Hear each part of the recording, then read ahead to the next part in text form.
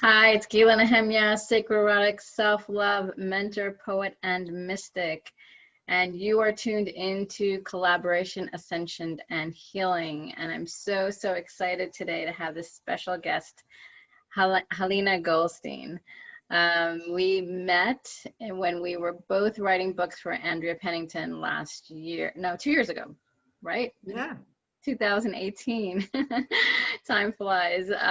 So I wrote in Life After Trauma, and Halina, you wrote in Magic and Miracles, correct? Correct. Yes. Yeah, so that was an amazing experience.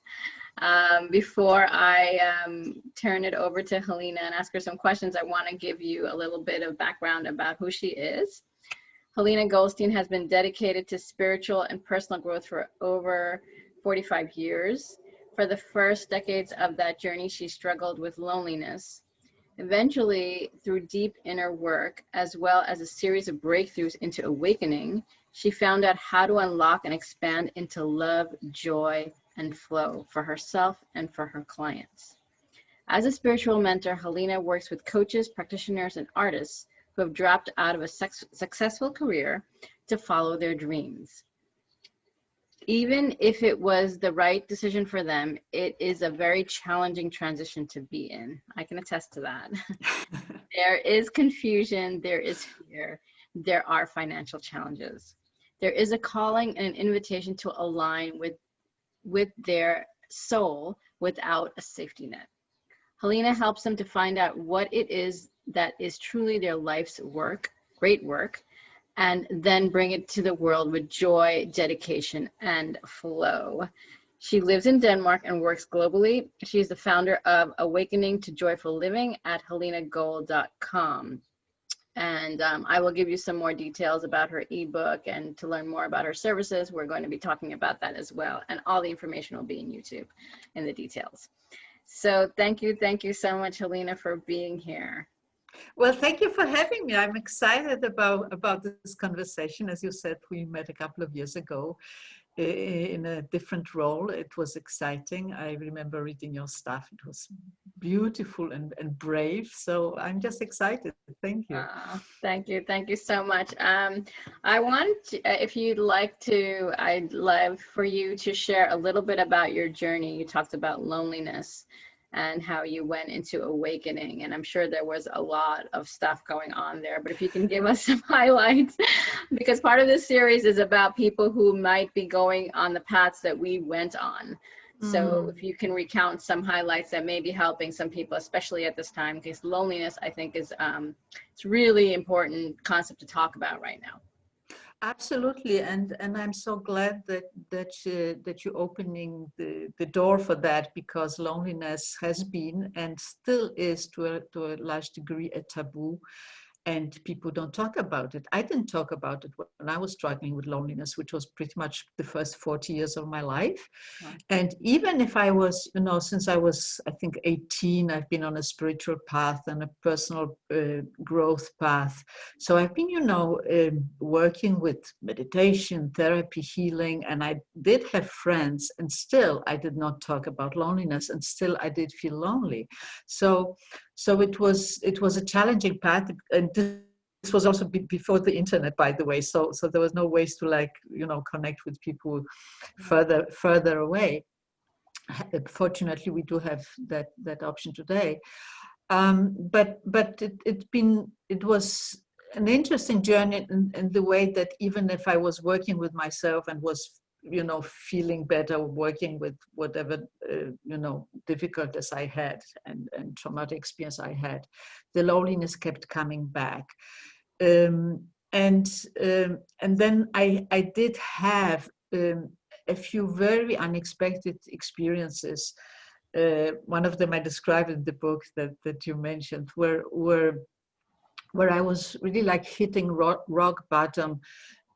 Both in the sense that the feeling of loneliness was so deep, there was such deep sense of despair, but also because at that point I have tried everything that I could think of in terms of self-healing, of massage, of therapy, of whatever was available. I tried it, and still loneliness kept coming back. So at that point, the feeling was, I'm still very, very lonely in this very moment. I can't take it anymore. I've tried anything, nothing else. There's nothing I can do. And in that state of complete helplessness, there was also, even without me being conscious about it, there was deep surrender, actually. I didn't try to change it because I didn't believe I could. And in that state of surrender, everything opened up. In that state of surrender, there was like a completely unexpected, sudden opening to pure love, pure joy, pure oneness, pure connection with everything. Of course, zero loneliness was possible in that field. Experiences that cannot be put into words in any way. But we all have these glimpses sometimes in certain situations. Rarely perhaps. And what I learned, but one of the most important lessons for me in this experience was that loneliness had nothing to do with my external circumstances, because that change into pure love, pure joy, pure connection happened without nothing changing in my life in that moment. So that started me on another search and a realization that loneliness had nothing to do with external circumstances. So it had something to do with internal circumstances. And right. Yes, thank you for sharing that. It's a really important point. I just want to pause a moment, because I think that it's so easy in our relationships to, and maybe even our relationship with ourselves, to blame the outside.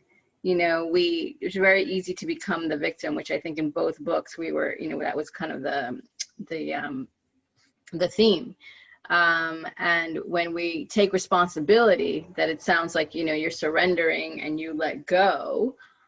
So tell me about that piece a little bit, about that surrender and letting go and realizing that it wasn't the external circumstances. Yeah. Well, that is kind of difficult to describe because I was so unaware at the time of myself doing it. But basically, what was happening is I was literally lying on the floor and realizing there's this pressure, this enormous emotional pain that I cannot take. There's nothing I can do because I have tried everything, and because of that, I was in a state of, you could almost call it perfect passiveness, like not trying to do anything. And what it did was that I became very, very present, because the only thing I could do was to just observe what was going on, because there was nothing I could do about it. It's like, the world falls apart in front of you, there's nothing you can do, so just look at it. And that was actually the surrender, to be completely present and not just being there fully, without knowing that this was what I was doing. And in that space, everything was opening. And I don't think it's, it's not a mechanic thing. I think it's a combination of me surrendering, but also of the inner self or soul or higher self saying, this is the moment, let's open it for her now, she's ready. It's never just the human self, and we cannot manipulate ourselves into this state, but we can prepare and presence is absolutely the key to it. Yes, I completely agree. I think it's something that I strive in every moment. It's difficult, I think, in every moment, but I strive to be present in every moment, because then we have the connection. Like right now, I'm with you, and that's all that I know.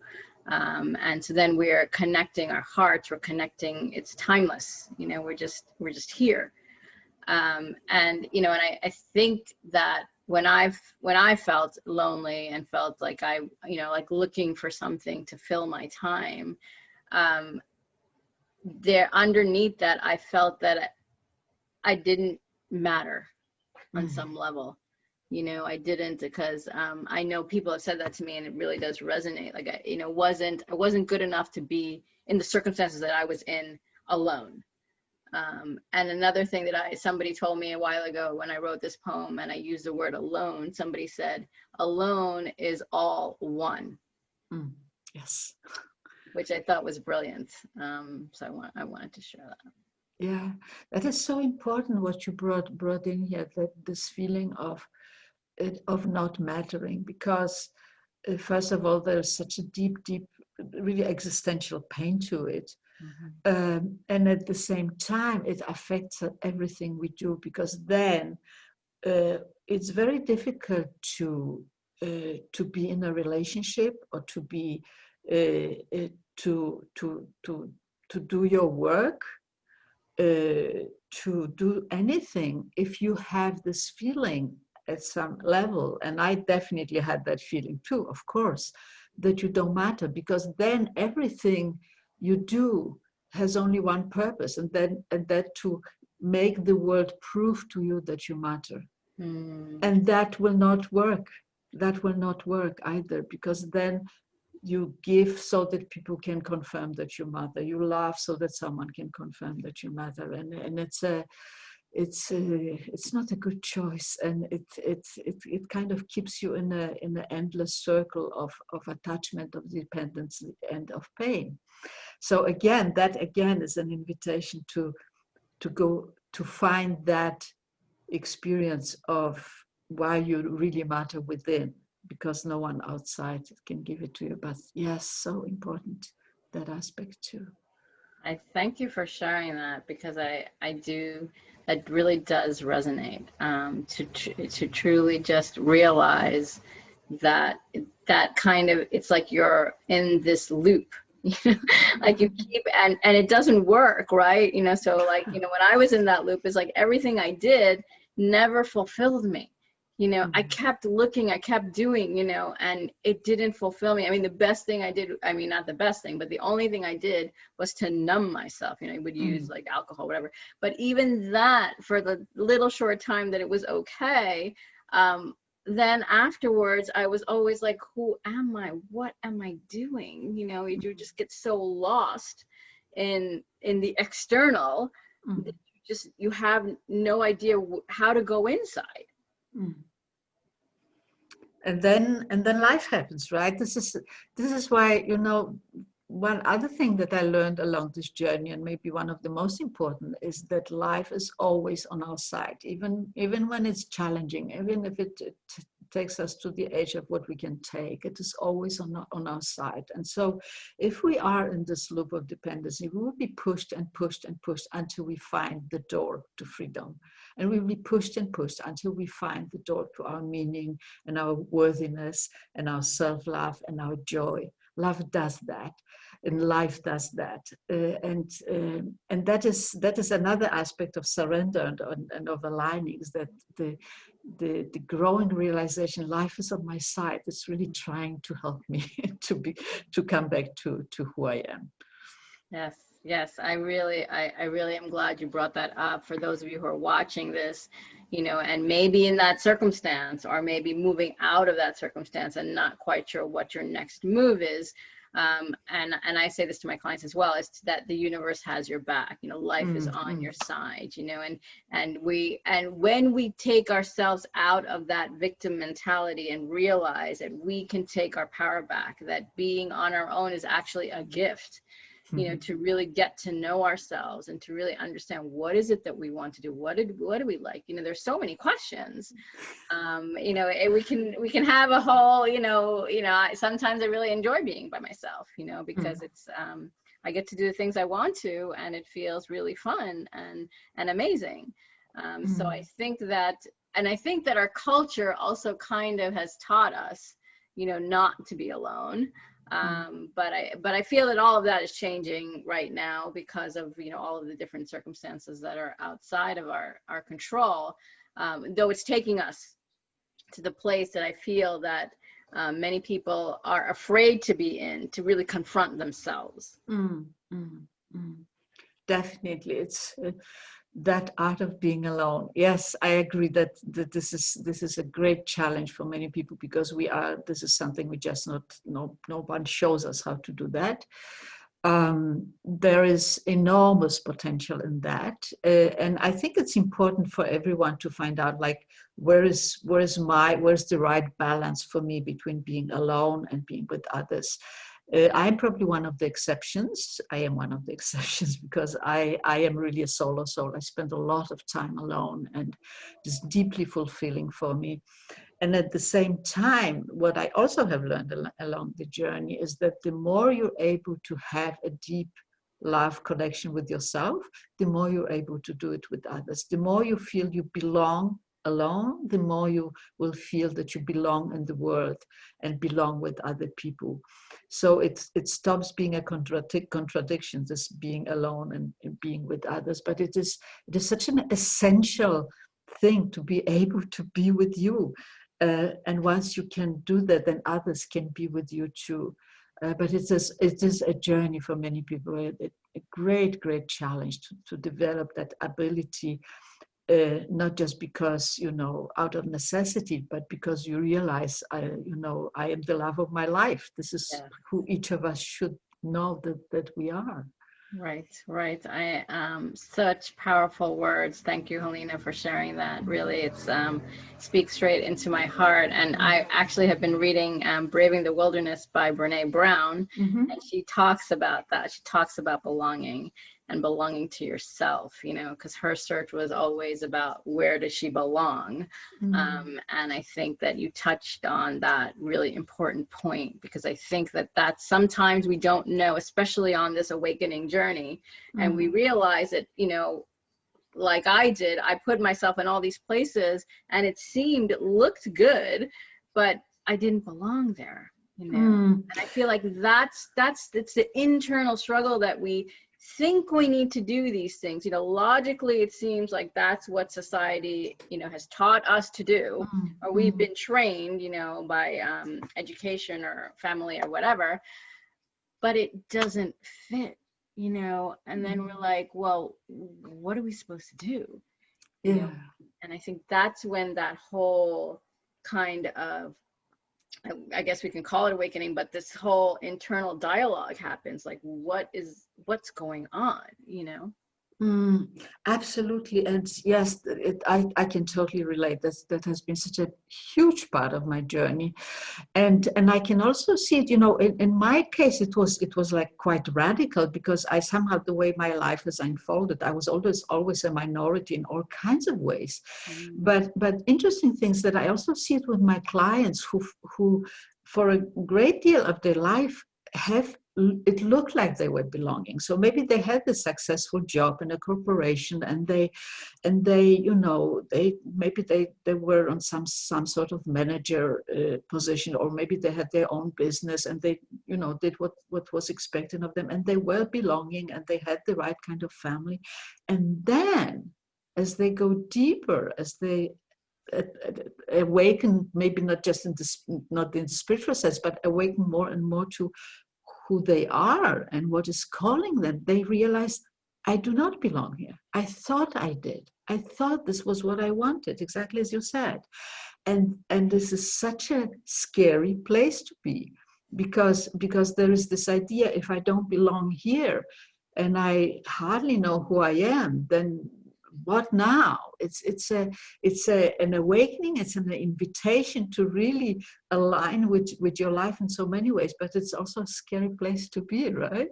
Right. And I loved how you made that segue. So tell us a little bit about what you do with your clients to help them to really own their purpose and, move into that place of joy and belonging inside of themselves while doing their mission.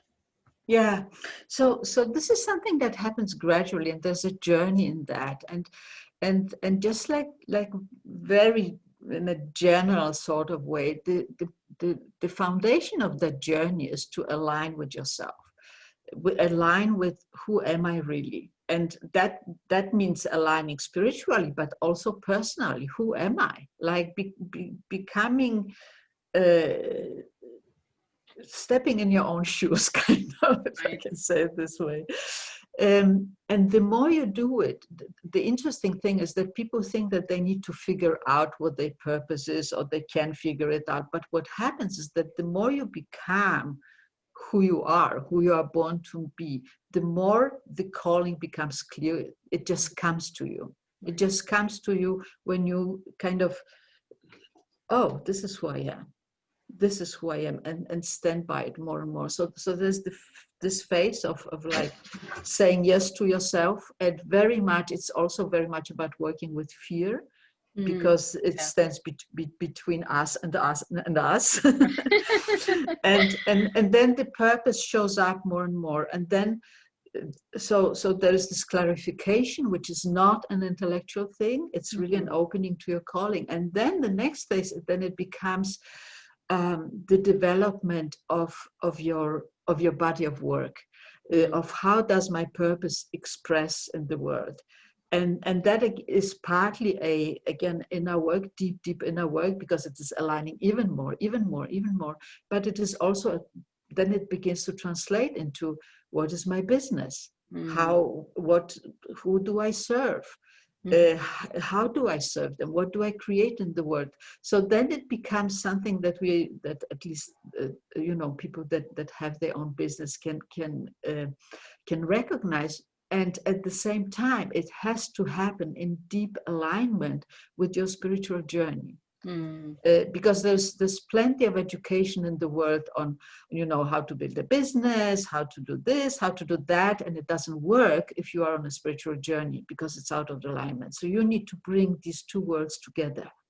Yes. You need to bring your inner alignment, your calling, and the work you create out there together, so it becomes one whole thing, and work with that. So it's both practical work, with building a business and reaching your clients, or whatever, writing your book, whatever, bringing your art out, whatever it is, and at the same time the deeper and deeper spiritual work, the deeper and deeper alignment to who you are. Does that answer your question, or is it too? Yeah, I love that, because I've been through a variety of different, before I met my current coach, I've been through a variety of different programs, and I felt just that, I felt like I had a mentor before, and then when I decided, okay, I need to get more into the business side, I didn't work on that yet.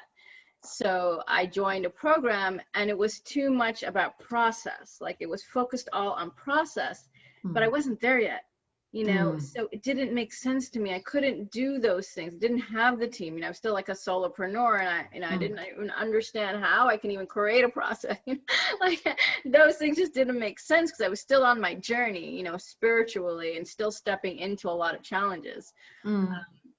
So I like the way you talk about that, because I think that is actually it, and I help my clients on that road too, focusing more on what is the calling, just clarifying what is the calling, what do you feel that you have to share, where do you feel that you're holding back?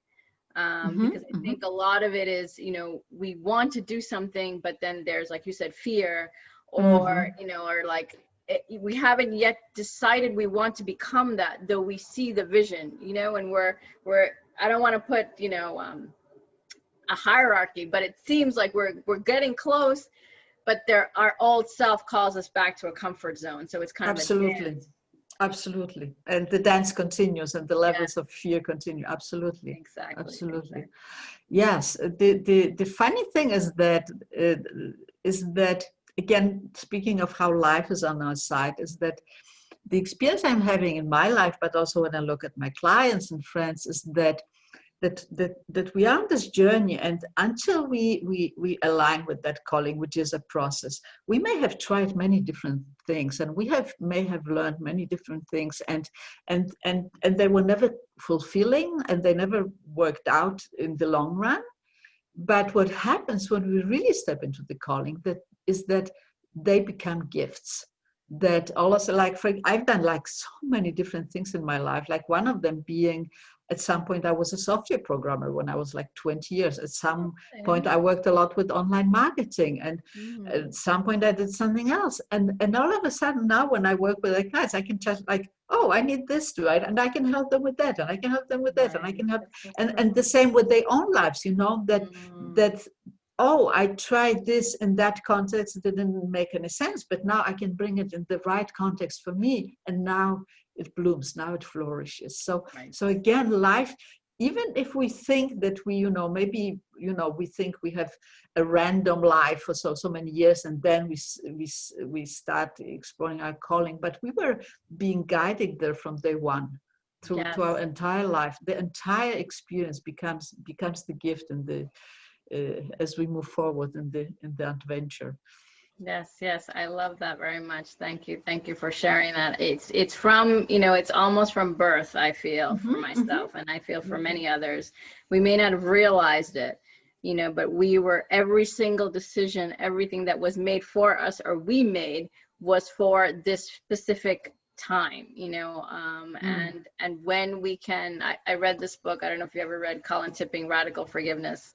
It changed my life.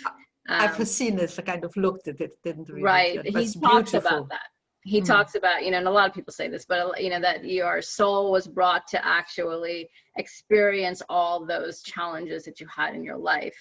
And when we have the time to reflect and say, oh yeah, this actually does make sense. I wasn't ready for that, amazing relationship or the amazing business that I'm currently creating right now 10 years ago, or even 5 years ago, when I had the idea, but it wasn't clear, but I think it's also like you talked about, that when we take those steps, even if we don't know, we're still taking the steps and going on the path, and trusting that, life has our back, the universe has our back, and it will support us. It will lead to, we may not even know, or I would like to say we do know in our heart. Our heart has the map, but consciously we're not always sure about all the details. Absolutely not. And this is so interesting also that with the traditional way of building your work, there is this whole idea, make a plan for the next 10 years and 20 years and 5 years and 1 year, blah, blah, blah. Doesn't work with your calling. What happens when you're on a calling path is that you're being shown the next step, and then you're being shown you may have the big vision, you probably have, and I see that too. Exactly as you say, it's in your heart, but it's not clear. The clear steps, you get maybe 1 or 2 steps at a time. Right. And that is again a challenge, because it requires more trust. Fear is being triggered, but it works. Yes. It really works. And there is an invitation to, which I feel is a challenge for many of us, is to be patient, to like move forward, keep moving, even if you're scared, keep moving. But on the other hand, be patient. Be patient. Take 1 step at a time, because you need to, exactly as you said, you need to mature to the next step, and then to the next step, and to the next step. And you have, in a way, the further I go, the more like amazed I am how beautifully things unfold when I don't control them. When they come as the next step, I'm like, oh, this happens. Oh, this is like, do you have that experience too? Of course. And I think that's the innocence, that's the childlike innocence and wonder that I felt I lost on part of my journey of like, I became cynical at some point, or very sarcastic. And then I realized, what, that was a way of me not wanting to feel, because I was so much in pain. But now I can accept wherever I am and know with confidence that I'm going on the right path. Beautiful. Yeah, we find those ways, right? So for you it was sarcastic, for me it was intellectual. Oh, I was so clever, and people, we all have like developed our own defenses, but the good news, we don't have to stay there forever. We can go back to who we are. Definitely. So I want you to tell us a little bit about your programs that you have for people who might be interested in watching this, and how they can connect with you as well. But first, tell us a little bit about what you're offering. Yeah, so there's a few different programs depending on how deep people feel like going. So to start with, the last one is that if you want to go like all the way, there is the one-on-one coaching, which is I kind of didn't plan it, but what happens typically is that it's typically coaches, artists, therapists, but doesn't have to be like that. But this is the kind of people that have been coming to me. And then we go on this work on this, developing their life's great work, depending on where they are. Some of them, maybe don't know what their calling is, but they know something is coming. So we take it from there, and some may be already very clear, but need help to develop a business that is in alignment with their calling and with who they are. So that's, and work over Zoom, so they don't have to come to Denmark or anything. So that's one part of my work. And then there are some online courses. Right now, there is a course that's called Joyful Economy. It's really two courses. One is called Joyful Economy. It's about developing a joyful relationship with money and a fulfilling and abundant relationship with money. And the other course is Joyful Manifestation, which is about manifesting whatever you need to manifest in any area of your life, but a deep, deep, deep alignment with your soul. So it's not just like, what do I want? Like you come to a restaurant, but you're deeply aligned with your path, with who you are. And from there, manifestation happened beautifully because you are in alignment. So these are two online courses. And then there is a small course that's called the C approach, which is a way of meeting any challenge, any fear, any pain, which is very simple and which actually was born when I had this first big awakening. So it takes you into that state where you don't try to change anything, but because you don't try to change anything, it transforms. And it's called the C approach. And I've been using it when it kind of came to me, and then for 25 years now, and for me it's been the simplest and most natural, most powerful tool, and my clients use it also. So that's a course that's possible. And finally, there is an ebook which anyone can download. That's called Finding Joy, because as everything I do, it connects to joy. So it's a way of learning how to connect to joy regardless of our circumstances. Oh, wonderful. And I'll put the link in the details. So if anybody would like to download the ebook, that's definitely, you'll have all the information, and any of your programs, are they on your website? Because I'll be putting that in. Yes, they are on my website. Thank you. Perfect. And of course, if people have any questions, just ask. I'm easy to reach, and we can just find out how I can be of any help. Oh, perfect. Yes, I think there are a lot of people who are dissatisfied with their current positions, regardless of where they are, and are looking to have to have more balance with their time, to really be involved with how they spend their own sacred time. And then secondly, to truly connect with their soul and heart in what they're doing. So I think your offerings are just at the right time. They're always at the right time, right? But I think this pandemic has helped all of us, especially who are on who've been doing our own spiritual work, and connecting more with our heart space. I feel like that's the vibe I've been feeling, that people really want to go there. Yeah, definitely. Fed up with things that are just doing for status quo, and not calling to their heart. Definitely, and then likewise. This is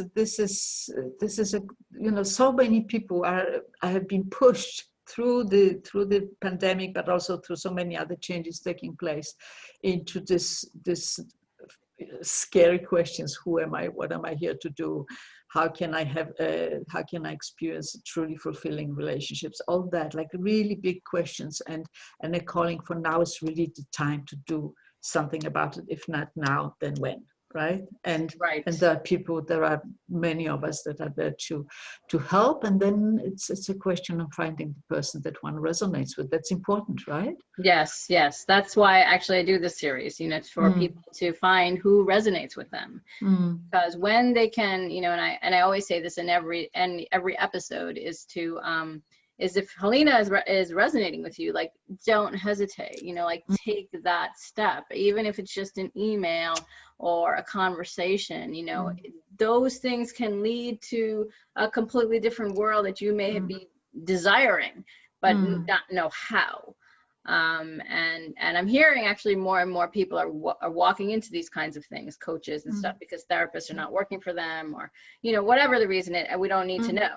But I think what I would like to emphasize is when you do feel good, when you do hear something that really talks to you, like take the next step. You are such an inspiration, Gila, you know, because one of the many changes that are happening is that we really have to you know, we are so brought up into fear and competition and fear and competition.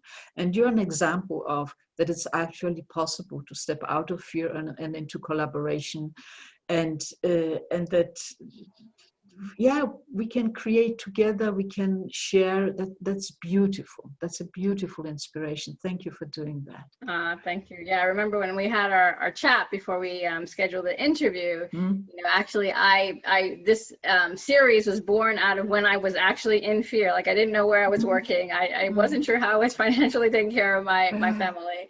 But I wouldn't give up. You know, like, I took some job and I said, okay, I'm going to start this series. If people are not resonating with me, what about other people that they're resonating with? I have so many healer friends and so many healers that help me and mentors. I would like to highlight them, just give gratitude to them. That is beautiful. That is my life, beautiful. you know, And changed in that process. But I think when we step into those moments, like what you're doing with your clients, helping them to step in to the fear, step into the situation and say, you know, even if things might be challenging or even falling down right in front of me, I still have this vision and I'm not letting go of it. exactly, that is so important. And again, also in responses to what you do, you just did that. I said, you said, I'm going to do that, and that what it means that you're open for flow, and it will flow to you. It will flow back to you. It cannot not do it. So that's what you're teaching by doing this. Also, is that dare to open up, dare to collaborate, dare to share. It will all come back to you. Right. Yeah, and it did. You know, it's my life changed around almost within the next month, and wow, it's continuing. Though I think what I'd like to touch upon, and I know that I've been hearing this a lot, is the more that we actually collaborate and help each other, it's in the act of doing that we are actually serving our constituencies and serving each other in the process, you know. And one of my clients said, you know, if we don't do our work, it's almost like we are disrespecting. It is like we're disrespecting God, because there's nothing within us. Which I think is a very powerful statement. It is. It's challenging and true and powerful. Definitely. Yes. So and you know, and I think our audiences may have overlaps, but they're slightly different. The people who are resonating with you are, you know, probably on some level they're just resonating with you. You know, they're not resonating with me. So I don't believe in competition. You know, I never actually did, even though I was in competitive schools and things. I never liked it because I felt like I was, you know, we're at some level we're putting each other down, you know, and it didn't feel good to me, even though I wanted to be the best, but at what cost? Yeah. And I do feel on a, you know, really on a very deep level that the pie is huge. You know, there's enough for a space for all of us to stand in our power. There is beyond enough. There is an abundance. I mean, this is, you know, I'm suddenly reminded of what one of my clients said when we were working with this, you know, why should I bring my work out, and why does it matter? And she came to this, like, completely essential. I matter because I am here. I matter because I'm born. Right. So there is nothing we are born to express who we are. And the more we can move from fear, from loneliness, from isolation, from believing that we don't belong, into belonging and connection and giving, the more we can receive. That's how it works. Yes. It sounds like a cliche, but this is how it works. And it's not like an automatic thing. It's like, okay, I give, then I will receive. No, it's when when we really give from that space of love and of joy, we don't even think about, what will come out of it. It's just the joy of doing it, right? Right. Exactly. Yeah. And I love how you included joy in your, is it within your business name? There's joy in that? Yeah, awakening to joyful living. Awakening Yeah, to joy. Yeah. Sorry, it's I in didn't everything. remember. But yeah, it's so Yeah. true. Awakening to joy. I really love that because Mm. that's exactly what it is. Mm. I feel that joy is, it's the highest vibration. Mm-hmm. When you can get into that space where every moment, I was just listening to the song, I don't know if you know it, it's Taking Care of Business. And I was reading the lyrics, and because I was doing a lot of things this morning, I was suddenly very productive. And he says that, everyone's going into work, going into the 9 to 5, trying to get on the subway, whatever. But he's a self-employed, and he doesn't have, a lot to do. He takes care of his own business. But why I said that is because I think that when you can truly become responsible for your own happiness, you don't need, the outside. You don't need to feel that you're a slave to anybody. Even if you take on a job, you're doing it out of service. So true. So true. This is such a, because having your calling doesn't necessarily mean that it will be in a business. It could be in your family. It could be in a job. But joy is the potential is to bring it into everything. This is why I do the joyful economy and joyful manifestation, Right. because there are places where we think, oh, I can have joy here, but not there. But it is our essence. It is exactly, it is our highest vibration. This is who we are. And we can bring it into everything. And when you think about it, that blows my mind. Yes, yeah, I saw your eyes light up. Because this is the journey. You can bring it into any relationship, anything you do, anything you create. And what a life is that? Like, right? It's amazing. It is. And it gives you energy. It makes you more productive. Right. Right. There is definitely a domino effect. Definitely. So, so excited. I want to talk a little bit about your poetry, but we're almost out of time. So can people read anything about what your writings on your website? That is not yet. Not yet. That is like another chapter, speaking of calling. Okay. So this is something that's been there all along. And speaking of, us not, I've been running away from my own writing most of my life. But now I've said yes. Good. And I'm working on it, and I'm giving it space. This is so important, and it will come. It will be published. It will come out. But thank you for asking. It will come. Wonderful. So we'll have a follow-up interview. Thank you so much. Thank you. Well, I wanted to thank you, Halina, for joining us today and sharing with us, sharing your services on Awakening to Joy. And I encourage everyone who's watching, if you're resonating with Halina, to definitely take that next step and connect with her and see, go to her website, listen to the interview, feel into what is your body, how are you feeling, when you're listening to this, because your body knows. Sometimes we depend on our mind, and that doesn't always work out. We won't go there at the moment, but our hearts and our bodies really do know when we trust them. So I'd recommend you doing that. Thank you so much, Gila, for your generosity, your example, your inspiration. Thank you for everything you do. Thank you. And thank you to everyone who listens. Yeah. That warms my heart so much. Thank you. It really almost brings tears to my eyes. So thank you for saying that. And if anyone is resonating with me, I will be putting a link to my website below and the details. And I do have a group program about living your soul's purpose.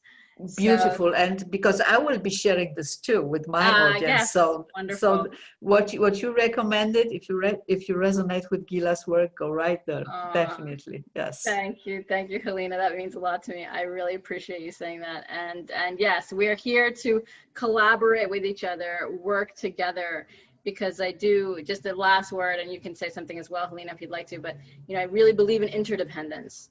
You know, Stephen Covey is someone who I read last summer, and I still haven't finished the book, but, you know, really just working together and realizing we all have strengths and we're all interweaving to go on this journey. And if we don't, you know, I've met some people who just want to do it alone. And that doesn't even make sense to me. Like, I don't even understand that because I've always had teachers. I used to be a teacher, and I know that we need guides.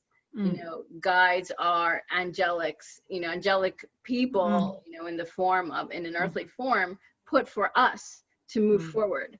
So I truly believe one of the tenets of my values is interdependence. Beautiful, beautiful. Thank you. Beautiful. Yes. Great. Well, on that note, thank you everyone for watching, and all the details will be in the YouTube details section.